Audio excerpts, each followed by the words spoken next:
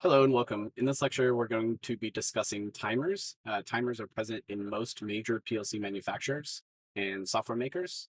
Uh, the reason why we use timers is because more complex systems can't simply be controlled just with logic alone or with devices in the field. We can't just simply add sensors to detect every possible condition. So we use timers for timed processes. We use logic to estimate certain conditions of a system, and one of the ways that we can estimate a condition is with a timer on or timer off. In a typical relay logic diagram, there are symbols used to represent timer coils and their associated timer contacts. So on a drawing, these are the different types of timer symbols that you might see. For example, a normally open on delay timer contact looks similar to a normally open contact, but it has a branch below indicating that it's a timer. Below that is a normally closed on delay timer contact. Below that is a normally open off delay timer contact. And then lastly, we have a normally closed off delay timer contact. There are basically two different types of timers. There's a retentive timer, which will sum up all of the time for a timer, and it will save that time even if the timer hasn't finished. So the time will save and will resume the next time the timer is activated. Whereas a non-retentive timer will start timing from zero each time. So every time the timer is reset, meaning a bit before the timer goes false to true, and then from true to false, it's going to reset to zero and start accumulating from zero rather than the retentive time that you would see in an RTO. Rockwell, the symbols for a retentive timer are RTO for retentive timer on, and TON for timer on, and TOFF for timer off. So with a time on or TON type timer, the timer will start ticking whenever the instructions before the timer symbol are true. So in other words, if the rung is true, then the timer will start accumulating. With a timer off timer, the timer starts timing or accumulating when the instructions before the timer are false. So it's the inverse of the timer on. And with Rockwell, you store timers and all of their presets and values in the timer data file. By default, this is file number 4. So a typical timer in RSLogix 500 will start with the T4 colon prefix before the timer number. By default, there are 255 timers in Rockwell. You can also change the timer data file to another number. So by default, it is file number 4, and that's where all of your timers for your RSLogix 500 projects are going to be stored. There are different time bases that you can use. You can do a millisecond time base or a second time base. And there are a number of different values that need to be configured for the timer to work. So first, you need to give the timer an assignment. I would recommend giving it a symbol name as well as a description. You also will give the timer a preset. So the preset is the amount of time that the timer will accumulate before the done bit is triggered to be true. The accumulated ACC is the amount of time that the timer has already accumulated. The done bit is set to true when the accumulated value is greater than or equal to the preset value, or in other words, whenever the timer is finished timing. And then the enable bit is set to true whenever the rung preceding the timer is true. This is what the data file in RSLogix 500 looks like. So you can see each of the fields that we just discussed. So in RSLogix 500, you also have an additional bit called timer timing that will be true if the timer is true. So that will be set to true as long as the timer is true. This logic works when the start button is pressed and the timer is not done. So by default, the timer will not be done because this is a timer on timer. So again, remember the done bit is not activated until the accumulated value is greater than or equal to the preset value. So in this diagram, our accumulated value is 0 because we haven't started our logic, and the preset value is 10 with a base of 10. So once the start button is pressed, the motor will start. We'll seal in our contacts with the in1 status, and then we will start our timer to a preset of 10. So the timer will start timing. When the time hits 10, the done bit will go true, which will de-energize the circuit with the T40 done, timer done, examine if open contact right before our motor. In this example, we have several different output bits that are showing the current status of the timer. So if we turn input 1.4 on, then our T40 enable will be true, which will energize the output to output 2.4.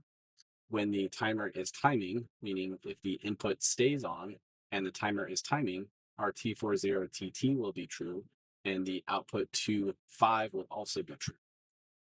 And when the accumulated time is 100 or greater, the timer will be done and the done bit will go true. So T40 done will go true. And then the output to 6 will also energize. All right, next we have some similar bits. So when input 1.4 is turned on, our T41 enable will go true, and that will energize output to 4. When the timer is timing, so if input 1.4 stays on, our T41 timer timing bit will be true, and output to 5 will be true. So if all of these conditions exist, all 3 of our outputs will be on at the same time. And when the accumulated value is greater than the preset value, our T41 done bit will go false. But as long as our input is true, our T41 timer timing will stay true, and our T41 enable will stay true. Another type of instruction used commonly in PLC programming is the move instruction. This is used for moving the contents of one register into another, or it's for loading a static number into a specific register. It can also be used to create a variable preset timer. So you can move an integer value into a timer's preset. That's a common way of receiving bits from an external application like SCADA or HMI, and then moving the value from that register into the timer's preset. So here's an example of a few conditional presets. So in this example, if we press the green push button, we're going to move a preset of 1,000 into the timer. If we push the red push button, we're going to move a value of 1,500 into the preset timer. So depending on which push button is pressed, our preset will change. And then lastly, we're using a switch to turn our timer on, enable the timer. And while the timer is timing, light 1 will be on, and then the light 2 will turn on when the accumulated value of this timer is greater than or equal to the preset value this time. And here's an example of the timer off delay. So in this example, we are looking at switch 1, examine if open. So if switch 1 is turned off, our timer will start timing. And in this example, we have a preset of 700, but our base is set to milliseconds. So this will be 700 milliseconds. So while this is timing, our red pilot light will be on. When the timer finishes, our T40 done bit will go false, and our motor 1 will turn off. So this is a off delay routine. Next, we're going to talk about interlocking timers. So an interlocking timer is where an output turns on and off sequentially. This is common for flashing lights or ringing bells using Allen Bradley. So a common programming example is a flashing light or a blinking light. So we're going to show what that looks like in logic. In this example, we're creating a flashing light by using 2 separate timers. Both timers are set to a preset of 50 milliseconds. And we're looking at the status of one timer on the rung of the other. So in other words, on the rung of the T40 timer, we're looking at the T41 timer timing status. And if that's not timing, then we're going to enable our T40 timer when switch 1 is turned on. When T40 is not timing, meaning it's either done or disabled. So as long as switch 1 is on and T40 is not timing, then T41 is timing and is true until our 50 milliseconds accumulates. And then lastly, we are using the T40 timer timing to turn on the green light. So the way this will work is the green light will be on when T40 is timing. When T40 is not timing, T41 will be timing. So that's our off delay. And we just switch back and forth between the two. So in some applications, especially in older PLC systems like RS Logix 500, some timers have a limit to how large their preset value can be. So there may be cases where you might use multiple timers just to make up the amount of time required for the specific process. So you can do that by cascading multiple timers together and using the maximum preset value for each of those timers to make up the overall time that you need for the application.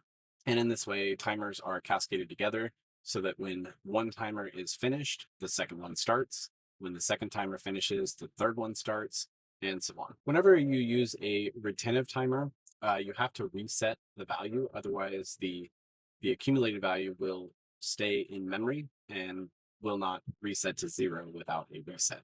So the way that you do that is with the reset function. So in this example, we have our retentive timer turning on when input 10 is turned on. We have a preset of 5,000 seconds, and this will retain the accumulated time even if input 10 is turned off.